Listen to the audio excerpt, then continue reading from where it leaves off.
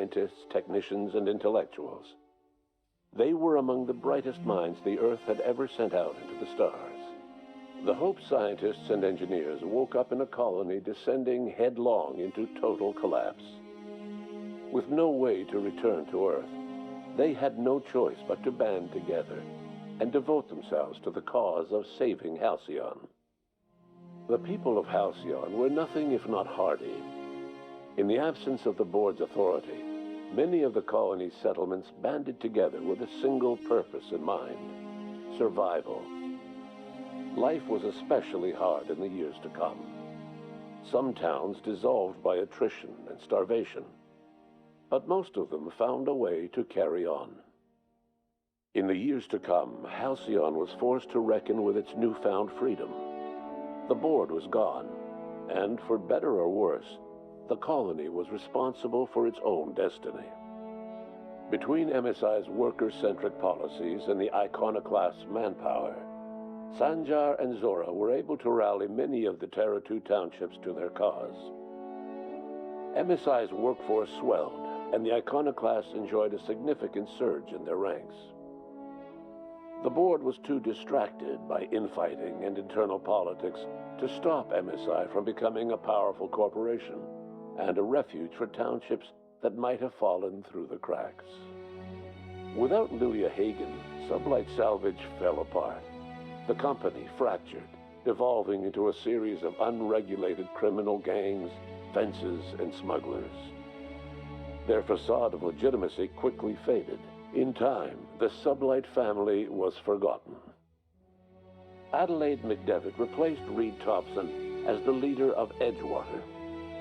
She and her followers transformed Edgewater in their image. Anyone loyal to Reed was pressured into leaving town, and those who stayed behind adapted to her way of life. Adelaide transformed the old cannery into a new garden. The nearby Edgewater Cemetery provided a convenient source of fertilizer. As for Reed Thompson, it was said that he lasted exactly 2 days outside the walls of Edgewater. Years later, a marauder was found in possession of his hat. Under the leadership of Junlei Tennyson, the groundbreaker held firm against corporate influence. The ship's mechanical stability gave Junlei the time to educate a promising generation of engineers, schooled in her family's traditions. The future of the groundbreaker looks promising. The rediscovery of the Hope and the abandonment of the lifetime employment program forced Byzantium to come to terms with some uncomfortable realities about the state of Halcyon. While Byzantines were reluctant to surrender the luxuries they'd grown accustomed to, the board's diminished authority gave them little choice in the matter. Nearly everyone had to learn to make do with less. Some even had to get jobs. It was a dark time indeed. Even the Gorgon asteroid, though a distant enigma to most of Halcyon, felt the aftershocks of your actions. Olivia and Minnie Ambrose worked together to cure the marauders Adrena Time had created. Through their partnership as scientist and administrator, they discovered the harmony that had eluded them as mother and daughter. And through years of patience and effort, they discovered a means to wean Halcyon from the scourge of Adrena Time. Their work eventually allowed Wells and his scientists to treat many of Halcyon's marauders. As their addiction waned, the colonists who had lived for so long under the thrall of Adrena Time returned to their communities and loved ones, and joined in the effort to save Halcyon. In spite of everything, the Gorgon asteroid remained a sobering reminder of the potential for progress and disaster in humanity's most ambitious efforts. The Rizzo's company in Halcyon dissolved after the collapse of the board. Needless to say, the launch of Spectrum Brown was indefinitely delayed. A stockpile of Spectrum Brown remains buried deep beneath the ruins of the old distillery, abandoned to time and attrition. With the dissolution of the board, Ruth Bellamy found herself without the two constants in her life: Byzantine culture and her sister Belinda. In the face of this new reality, she struggled to find a direction for her life. The colony had moved on from Halcyon Helen and would require new heroes in the years to come. And so Ruth Bellamy decided it was time to exit stage left. She quietly disappeared from public view. The dissolution of the board did not mean the dissolution of the ambitions of Cedric Kincannon, the charismatic leader of Sublight Underground. Cedric offered Slug's transportation services to the newly thawed colonists and set to work ferrying resources and food wherever they were most needed. For better or worse, Slug headgear became fashionable in the following years. As the board began to disintegrate, Spencer Woolrich found himself at a crossroads. Cling to what little stardom remained to him, or help usher Halcyon into its new future. To the surprise of many, perhaps himself most of all, Spencer chose the latter option. Having learned a variety of different skills in the many different roles played throughout his lengthy career, Spencer founded a radio serial dedicated to staying alive despite the odds. His subjects included how to survive violent encounters with only grazing wounds, dispense pithy one-liners for tense scenarios, and, of course, how to look good doing both.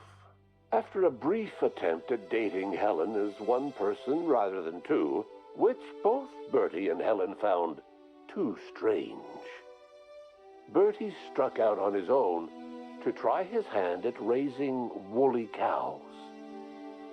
Many of his former Rangers teammates soon followed, accompanied by the woolly cow the team had originally plied with alcohol. The dairy farm thrived under Bertie's leadership and care. The Dairy Rangers privately believed that the woolly cows softened Bertie's temper considerably, although the only one brave enough to say this to his face was promptly headbutted. Due to the board's dissolution, many of the Prophet's old customers no longer found quite the same value in productivity seminars that they once had. With her business drying up, the Prophet chose to take her followers down a new path. Months later, salvagers on Eridanos found clues leading them to a seemingly abandoned bunker out in the wilderness. Inside, they discovered horribly mangled corpses, sacrificed to a blood-scrawled portrait of a sprat-headed deity. The Prophet was not among the bodies. Your influence shifted Ellie's perspective. She finally admitted, albeit grudgingly, that she just might need other people. Sometimes. With a steady income from the life insurance payouts, she was finally able to afford a ship of her own. She hired a small crew and flew supply missions to communities on the fringe. Some of them were even legal. Life in Halcyon was sobering for Felix Millstone. The grand revolution he dreamed of never came. There was no great awakening for the colony, no celebrations in the streets. There was only the hard, desperate work of trying to repair a broken colony. Felix never had a head for numbers, but if there was labor to be done, he was there to help. Eventually, Felix realized that the work of a revolution was done with two hands. As much as he enjoyed his adventures aboard the Unreliable, the vicar, known as Max, eventually decided that it was time to move on, to live out the life he had sought so long to create. He knew there were many in the colony who carried burdens much worse than the ones he had struggled with, and he devoted himself to easing their suffering wherever he could. He only ever took up arms again to defend the defenseless. Unshackled from a lifetime of striving and fighting the universe and himself, Vicar Maximilian de Soto was finally at peace. Once the matter with the Hope colonists was resolved, Junlei bashfully asked Parvati if she'd like to join her permanently on the Groundbreaker, and Parvati enthusiastically, if somewhat awkwardly, agreed. The stories of her adventures spread across the colony, and Parvati soon found herself the center of attention. Having served as the engineer of a renowned spacecraft, tramp freighters and wildcat miners sought her out by name, and in no time, she was a fixture in the Groundbreaker's mechanical ecosystem. She and Junlei were never far apart. Nyoka returned to Monarch to take another crack at making a permanent life for herself. She formed the Charon Group, a mercenary outfit of ragtag survivalists and wilderness experts. Anyone in need of a guide, or just looking to throw back a beer and swap stories, could find her camping on the trail or clearing an infestation. The SAM unit that accompanied you spread awareness of the product line's superior sanitation and maintenance capabilities across what was left of the colony. This led to a boost in SAM unit sales. Did you know that SAM units are the longest-lasting, toughest-acting cleaning solution in Halcyon? Minister Clark was released from house arrest, and his contact with you gave him a sense of renewed purpose and vigor. Once it became clear that no help would be coming from Earth, he threw his considerable efforts and talents into helping Halcyon manage the crisis before it. As for Dr. Phineas Wells, he spent his remaining years in his orbital lab.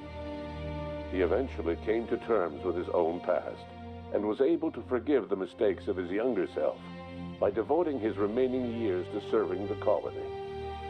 Dr. Wells was able to revive many more scientists and engineers than he first expected, thanks to the additional batch of chemicals you stole from the ministry. Wells never forgot about the human lives that were lost in acquiring these chemicals. In the end, Dr. Wells was able to save every scientist and engineer aboard the Hope. Over the next decade, nearly all of the Hope's remaining colonists were successfully revived. Halcyon saw a period of rapid technological and scientific advancement. Breakthroughs in dietary supplements saved the colony from starvation. Geoengineering projects and social reforms began to change the structure and character of the colony. Dr. Wells laid the groundwork for the project to save the colony, but he would never live to see the fruits of his labor. He passed away a few years later. His work was carried on by the scientists and engineers he revived. Today, Halcyon has stabilized. The people of the colony work hard to adapt to their new circumstances. Nearby colonies send aid and supplies. Life will never be easy in Halcyon, but for the first time in its history, there exists a sense of real, genuine hope about the future. And what about you, the unplanned variable in the history of Halcyon? You brought an end to the chaos on Tartarus and proved yourself the most capable leader left in the colony. You administered the colony in your own image. With the old power of the board destroyed, a new government of Halcyon rose with you at its center. With your steady hand, you guided Halcyon through the turbulent years that were to follow, and helped ensure the survival of the colony until the end of your days. No one knows what's happened to Earth, and no one knows what the future has in store for Halcyon. All we know for certain is this: the name of the Unreliable and that of its intrepid captain will remain the subject of countless stories for years to come.